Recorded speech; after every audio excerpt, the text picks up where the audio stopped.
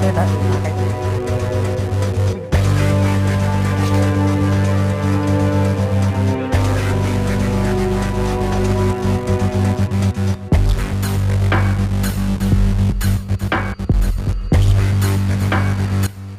এক লগে চারজন সব এক জায়গা চারজন ওই কাতল ঘরের পিছনে গেত না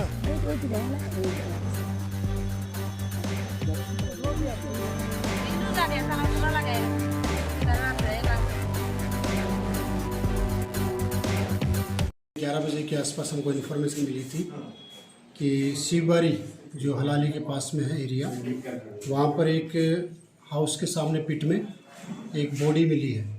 तो जब वहाँ पर गए, वहाँ पर जाके देखा तो फिर एग्जीक्यूटिव मजिस्ट्रेट की हेल्प से और हमारी एफएसएल टीम वहाँ पहुँच चुकी थी।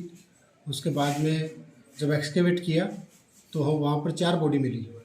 उनका नाम मैं बता देता हूँ कि एक है बादल देवनाथ, समिता देवनाथ, सुपर्णा देवनाथ एंड रेखा देव।